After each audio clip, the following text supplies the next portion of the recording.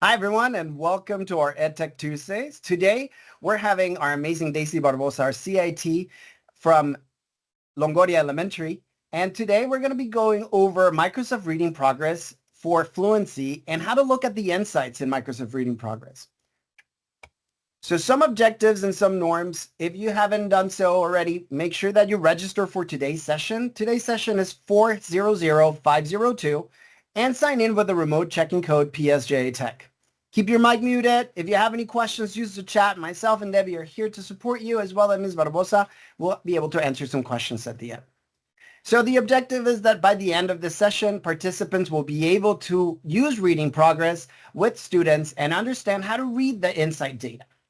And to take it away, without further ado, Ms. Daisy Barbosa. Thank you. So for today, the reason or the purpose of using the insights to support fluency is because once you assign the fluency to the students and you actually go into the insights, it gives you all the data that you need for every student. It tells you the accuracy rate that the students had, any type of words that were frequently mispronounced. It identifies the student's strengths and any fluency gaps. It tells you, for example, the student paused for this amount of time, so it could be that maybe they were struggling with that word. It also tells you where the student stopped after the minute mark. And it allows you to intentionally group students for targeted instruction. So for example, I teach third grade, so fluency is a big thing, and we're able to use that data to kind of see, okay, these students are struggling with the same skills, so we can group them together during blended learning or during an intervention to help us get their fluency rate going. It's also allows you to plan and deliver focused fluency lessons. It goes back to the grouping. It allows you to monitor progress and adjust any instruction, and it supports intervention, tutoring, and small group instruction. So this would be already once you have assigned your lessons and the students have already done it. So how we do it here at Longoria is every Monday they have their cold read, and then Friday they have their the hot read. And we kind of compare, okay, this is how they do Monday and this is how they do Friday. We do include fluency during our blended learning and during just intervention or little times that we have spots available. We'll just quickly work on fluency. So we kind of see the progress that they do from like weekly, from Monday to Friday.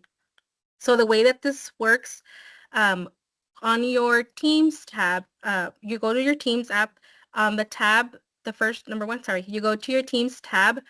Once you're there, you click on your class, of course, and there is an option under the class that's called Insights.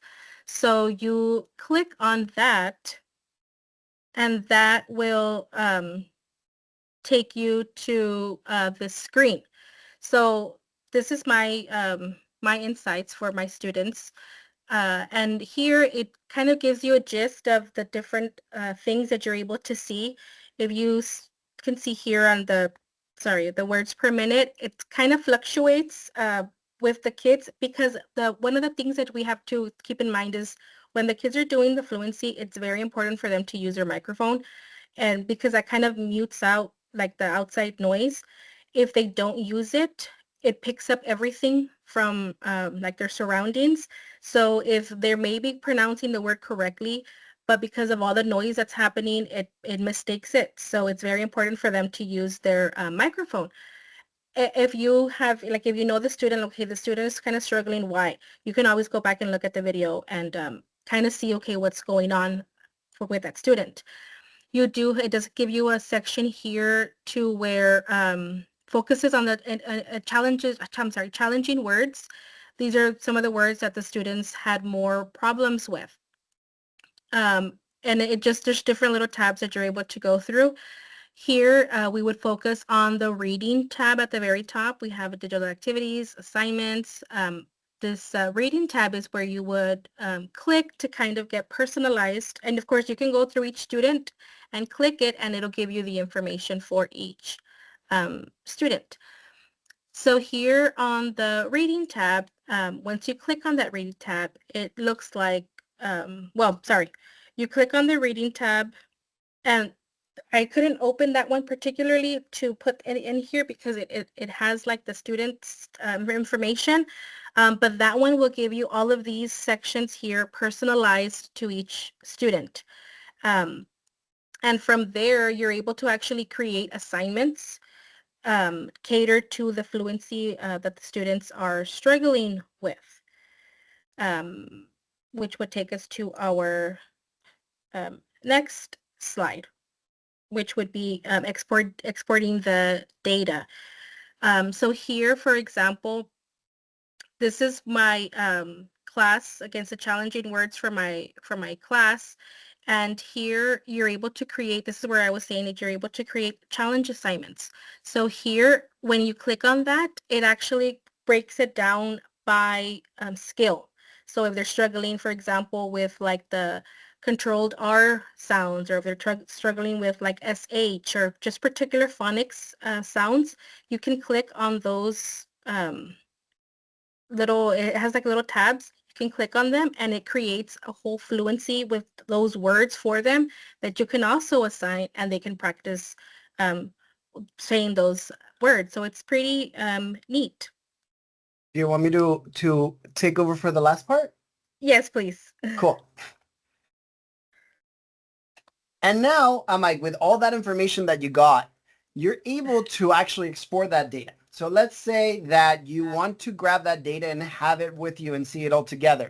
Well, the first thing you will do, you will click on those three dots right here, and then this pop-up window will show up, and you will click Export to Excel. What you will get from here, it will be automatically the list of your students. And for example, we changed the name, so it wouldn't appear the students' names online.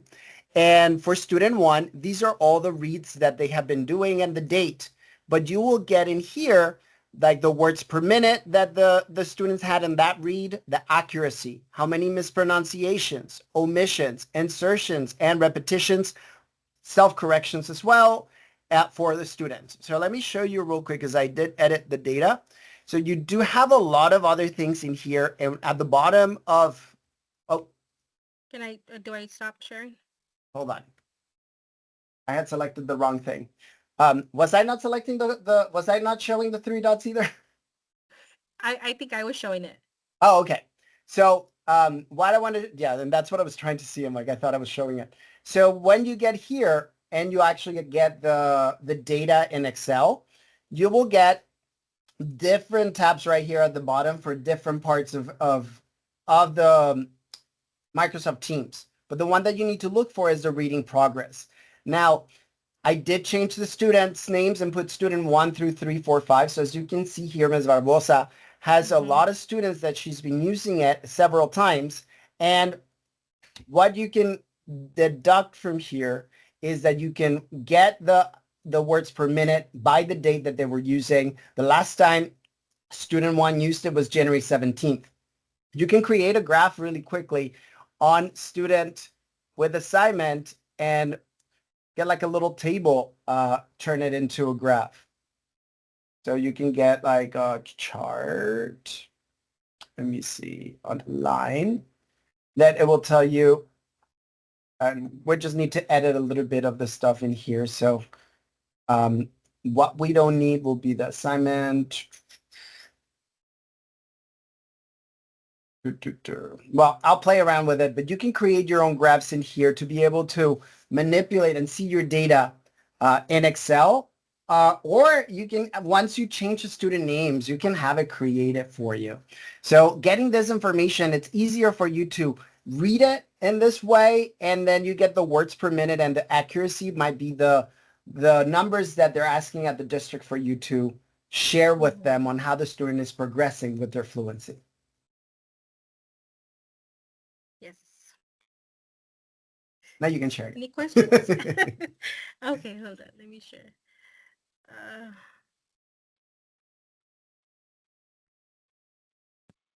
Okay. Oops. Okay. So we just went over this. Oh, oops. So maybe right now, since we still have a little bit of time, we can have a conversation on how's it been going for you implementing this, Ms. Barbosa? It's right now after benchmark 2 that we're really hitting our like their blended learning, and we had to restructure our groups. We had to restructure everything to kind of target. So I like to do this because I do have a lot of struggling readers, and for those struggling readers, I like to see the ones like the students that are struggling with the same kind of words. And I have one of my higher students sitting with them while I'm with a group with like the strugglers when they're not with me, and I have her practicing with them.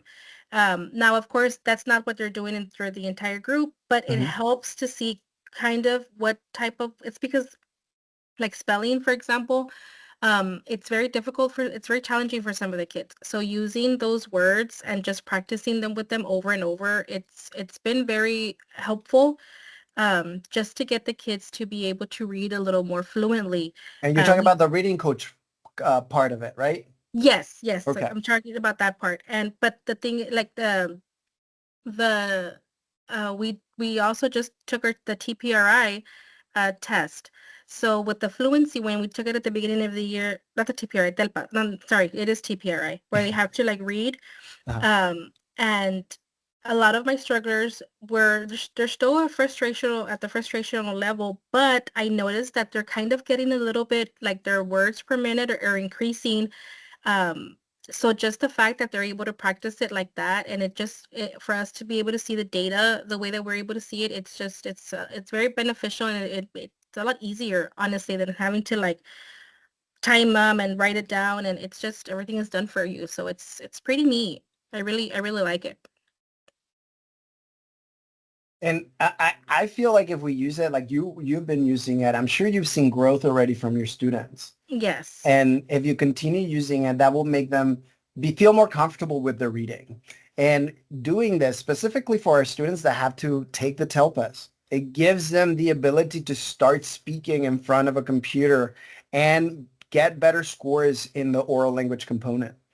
It just helps out throughout all our English, all our students in many different ways. And yes, because with the fluency, after they read the passage, like the fluency passage, it asks them like particular words, and if the students are not able to repeat it with like the correct pronunciation or even enunciation, it doesn't allow them to move on. So the words I've noticed that the words that they have to say after the passage are words that they struggled with. So they're still practicing even after the passage. Yeah. So it has a lot of neat little features. So that's perfect that you brought that up. So the program automatically goes from reading progress into reading coach, and it grabs the 5 most challenging words that they did have during the reading, and that's what they practice. And you do the same passage on Mondays and on Fridays? Yes, so we have a fluency passage, and they're by level. So I do have 2 different groups. I have the on level, and then I have my developing group. So they do on Monday, they just read it without any practice, and then we do practice it throughout the week. And then on Friday, they read it again and to see if they've grown. And the kids like to see, oh, I did better today, or this week I increased this many words. So we do use the same one Monday and Friday. That's great. That's awesome. Then you Mhm. can see like how they were at the beginning of the week, and after reading it and feel more comfortable with the words, how they're doing. Yes, yes, I like it a lot. It's really neat. That's awesome. And how are your students reacting or taking the program? Have you Well, gotten any? they already know it's Monday morning. They finish the breakfast. Miss Fluency, yes. Like they're already haven't had any kind of negative reactions to it. The kids already they know to do it every Monday and every Friday. And actually Friday I totally missed it to remind them. So in the afternoon I told the kids, boys and girls, the fluency, Miss, we already did it. We did it in the They morning. did it themselves. They already Yes, like they know. already know. Yes. That's awesome. Mm-hmm. Amazing. That's great. Would you even consider doing it more than twice a week? Actually, I don't see why that would be a problem. They do it during their breakfast time, so it's not like it's taken time away from the instructional day. And if for whatever reason they come in late, they know, like if we had once we start groups, that's the first thing that they do, and it just takes about maybe a minute or two because they do the minute to the fluency, the times them plus those the reading coach at the end. So it doesn't really, it's not like a waste of time or it's taking up so much time. It's really quick. So I don't see why that would be a problem. Good. Awesome. So thank you so much for training us in this and sharing. I feel like this insight data is great. Now, if you start using Teams for different things, that insight data can give you different projections. But there's a different ways also, like when you go into the student view, you can see their progression. Like if you do like you're doing it right now, Monday through Friday, you can see the growth in a line graph as well, because they have a line graph throughout. So if you know that Monday was the same passage on Friday, you can see how they grew on their accuracy. That's really cool. Thank you so much. Is there anything else? Any questions that anybody has in the session? Ms. Lopez, Ms. Otelo? Have you guys used it, implemented?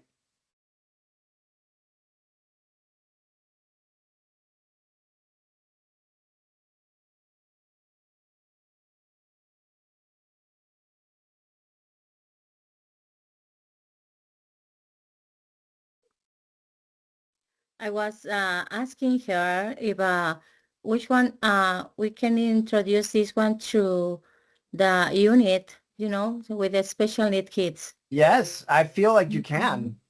It's specifically for those that they're starting to read.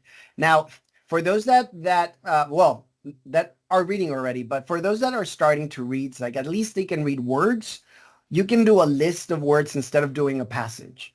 So your students are able to, we can put like 10 words or 20 words and see how many they can read in a minute. Additionally, you can also do fluency sentences, like the ones that they provide in Kinder. You can put the sentences in there and it will give them feedback also on that sentence. Now, of course, if you want to do more than one sentence, like you think that your students are able to do 2 or 3, or maybe you just want to put them in there just in case they're able to continue reading. Because if you give them a minute, they might finish early and they will submit it. And then if you, let's say, are only doing words and they're barely starting to read, if you do 25 words altogether, separated, obviously, you can have the students read. And even if they can't read it, remember that they will get the 5 most challenging words. And if they're practicing with reading coach, then if they master 5 one day and you continue doing the same words on different days, let's say you do it daily, like Ms. Barbosa is saying during breakfast, by the end of the week, they might be able to master 25 new words. That's a really good idea for the lower grades. Yes, it's a really good idea. Thank you very much for You're welcome. Debbie, do you have the wheel of names ready? I Can I stop have sharing? it ready. Yeah, you can stop sharing.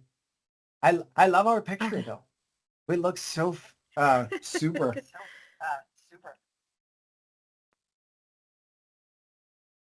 All right, we have a twoser here. Let's see who's the winner. That we Shuffle it, do. Debbie. Shuffle it. Let's shuffle. Let's shuffle those 2 names up. There we go. Here we go. Good luck, ladies. Thanks for attending today.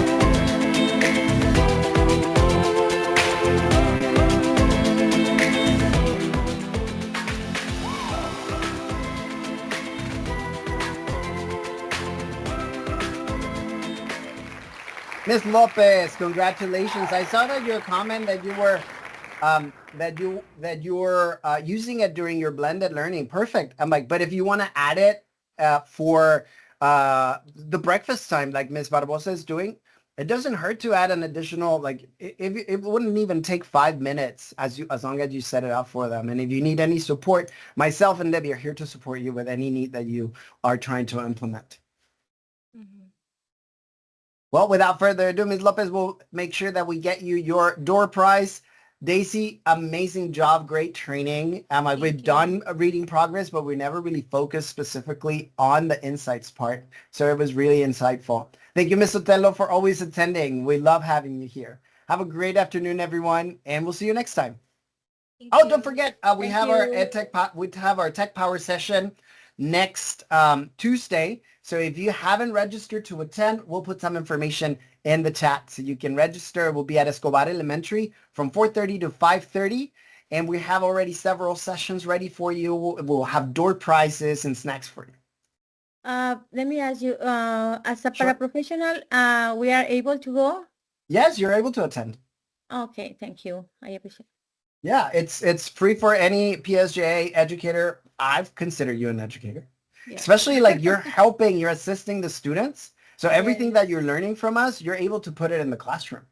Yes, yes, yes, yes. Thank you very much. I appreciate You're it. welcome. Thank you. Thank you.